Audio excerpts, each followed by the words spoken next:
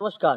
The कृषक YouTube channel में आपका बहुत बहुत स्वागत है और मैं हूं आर्यन। अगर आप भी अपनी फसल का उत्पादन क्रॉप प्रोडक्शन बहुत अच्छे तरीके से करना चाहते हैं, उसका मैनेजमेंट और एग्रीकल्चर में होने वाली सारी प्रैक्टिस को बहुत स्टेबल और सिस्टमेटिक तरीके से करना चाहते हैं, इस वीडियो आपके लिए खास होने वाली है।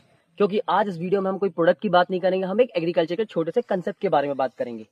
आज बात करेंगे एग्रीकल्चर साइंस की एक बहुत बेहतरीन ब्रांच, जो कि आपको ये बताती है कि आपको आपका क्रॉप प्रोडक्शन किस तरीके से करना है और किस तरीके से उसका प्रबंधन करना है, मैनेजमेंट करना है। बात आती है मैनेजमेंट की, तो मैनेजमेंट आप किसका बेहतर तरीके से करेंगे?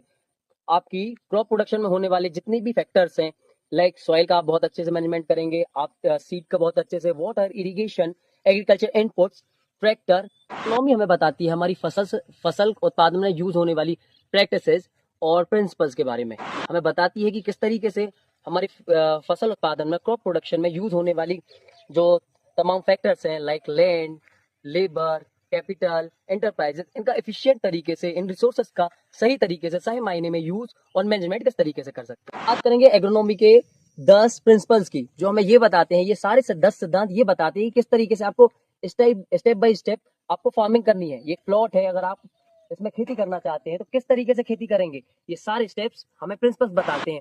और हम इसमें पढ़ते हैं मैनेजमेंट, तो किस तरीके से इस फील्ड का मैनेजमेंट करना है और प्रैक्टिसेस कौन कौन सी प्रैक्टिसेस अपनानी है हमें, जिससे हमारी फसल उत्पादन बहुत बेहतर हो सके। एग्जाम्पल हम बात करेंगे किस तरीके से एग्रोनॉमी का हम यूज करेंगे, एप्लीकेशन क्या है एग्रोनॉमी का क्रॉप प्रोडक्शन में।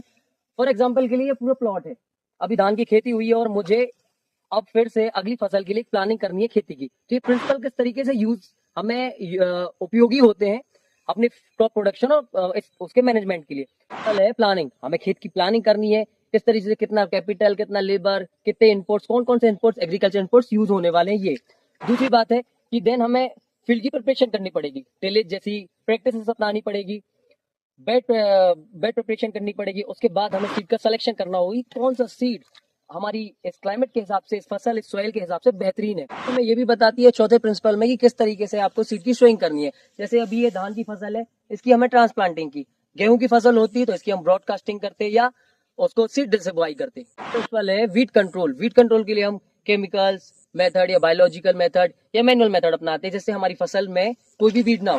तो बताती है सिक्स प्रिंसिपल में किस तरीके से आपको इरिगेशन करना है, इरिगेशन की मेथड्स बताती है, टाइमली इरिगेशन, किस टाइम पे किस फसल को कितना इरिगेट करना है। प्रिंसिपल है डिजीज पेस्ट मैनेजमेंट, जो कि आज के टाइम पे बहुत ज्यादा परेशान का मुद्दा बना हुआ है किसानों के लिए। जैसे अभी हमारे पास पैडी की फसल है, इसमें देख सकते हैं आप, ये व्हाइट लिली जो व्हाइट कटवर्म है उसके कारण ये इफेक्ट हुआ है, ये हमारी फसल को ये नुकसान किया है। तो डिजीज और पेस्ट मैनेजमेंट बहुत जरूरी है, सही टाइम में किस तरीके से आप डिजीज